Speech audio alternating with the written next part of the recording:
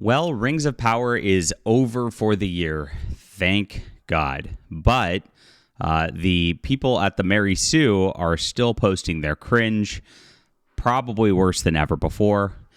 You saw this kind of thing with the Acolyte in Disney Star Wars as well. I don't even. This might even be the same writer who was excited about shipping the evil dude, whatever his name is, and the twins from whatever that show was. Gosh, I don't even remember at this point because let me see if I can find the article here. I probably should have looked this up in advance, but the name seems familiar. I wish I could appreciate George R. R. Martin's blog posts. They feel like a distraction. Well, at least she's got that good take going.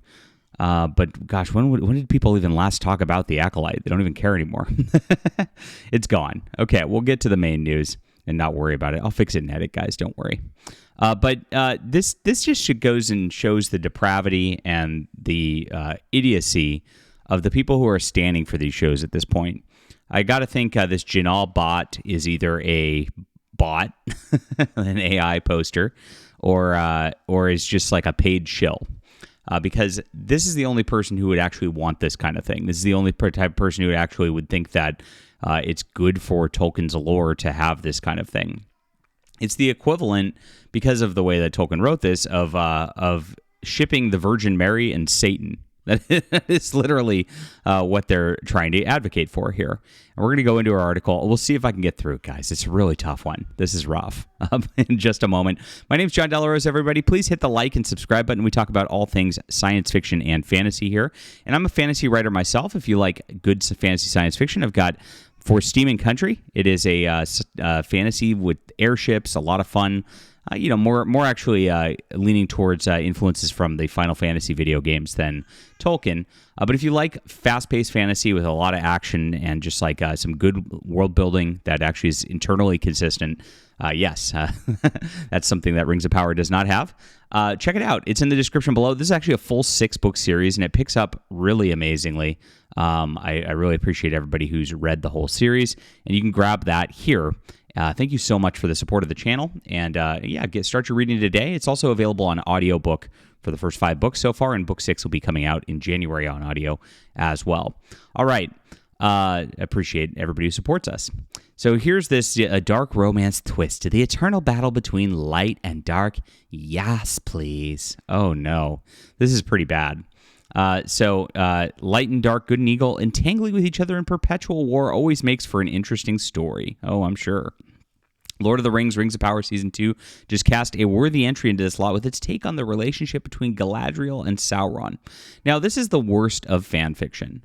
This is, again, like shipping Princess Leia and Darth Vader. Well, I guess he's her father. Maybe she'd like that. You know what? At this point, I think the Mary Sue would call that hot because this is how degenerate these people are.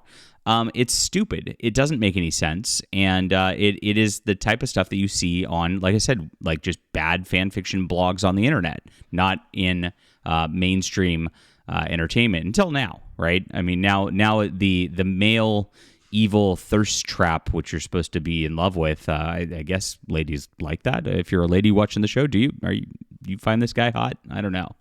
But that's what happened with the Acolyte, as we know. They got that guy naked. It's very weird. And that's exactly what they want out of this. Galadriel is a great ship, but Saurandriel is better. I mean, my gosh, this is cringy. Ever since Galadriel jumped off the ship bound for Valinor and met Halbrand in tempestuous waters, their chemistry has been undeniable. Halbrand pulling an astounded Galadriel in her brother's knife has become part of many fan edits. Really?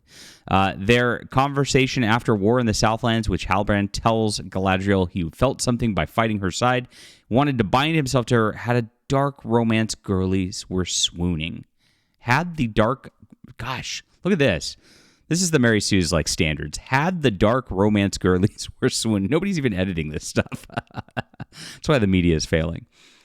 So this is it, yes, and no, nobody was talking about this. I didn't see anybody in circles like being like, yas, because we know where Galadriel ends up, and so it's like this is nonsensical for the character even on this level. But even not even getting into the Sauron Dark Lord element of it, this Halbrand and her doesn't make sense either at all. It is totally terrible writing, of course, and implying it's terrible writing. And the kiss between Galadriel and Elrond was terrible writing. It's very, very weird. Again, Tolkien described this character as a lady of light. Like I said, she was kind of modeled after the Virgin Mary.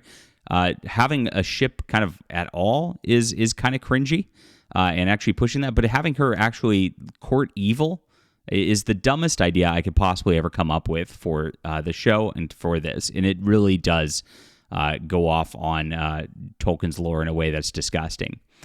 He'd be rolling in his grave at this. I'm sure he's already been rolling in his grave multiple times with this series as it is. Sauron is an aspiring Dark Lord? No, okay.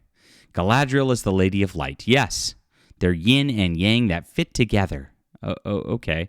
Yeah, Galadriel needs to try to destroy Sauron. That's how stories work. That's how heroes work in fiction, and this is why modern stories just don't work well. Like even taking all the weird casting out of it, where it's like every race has one black person in it, which doesn't make any sense, and even taking out the try to push for the LGBTQ whatever agenda in it, and the craziness where they're trying to portray orcs as like these immigrant family people.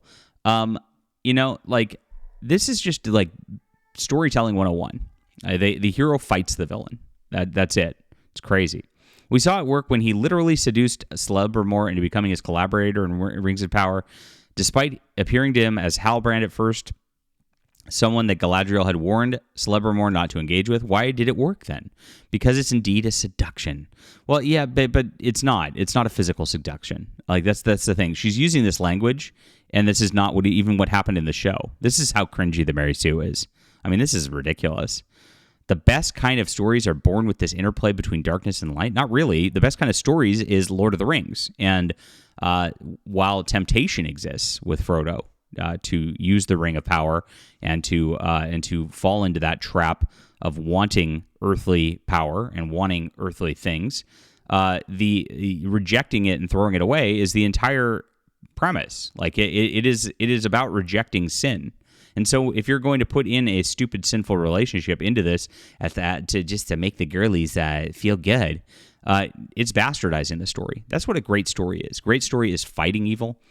While evil might do everything it can to try to seduce Galadriel or whatever, Galadriel has to hold firm and hold strong and say no. That would be the only way this would work whatsoever. Shipping it would never work. My gosh. And you could see the people who are looking at this kind of thing have all the flags in their profiles, right? That's all it's about, is these people are sick. They're really sick. And so this person tries to justify while this would go deeper than enemies to lovers. Like I said, this doesn't fit within Tolkien's lore whatsoever. They've been seeding this throughout all along. Sometimes to find the light, you must touch the darkness. Yeah, that's not what Tolkien intended whatsoever either. Again, the point was not to touch the darkness. Frodo and Bilbo were both warned multiple times not to touch the darkness, not to even pursue that. Don't even think about it, because evil just corrupts. And this is a weird modernism sort of thing. Again, this is not the morals of Tolkien whatsoever. This is something that like, oh yeah, good and evil are just fluid, like genders, right?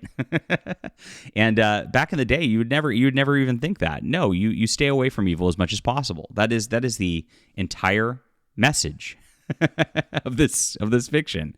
This is crazy, and this is really, really long too. But what does it mean for Sauron? The analogy is once again scattered all over the Rings of Power and Lord of the Rings for us to see and interpret as we will. So you see, it's not about doing honor towards Tolkien's work. It's about reinterpreting it for whatever suits the moment. That is the definition of bad fan fiction. That is the definition of bad writing. And Mary Sue wants this. They want this to continue. You cannot escape it. Oh, sure I can. Sure I can.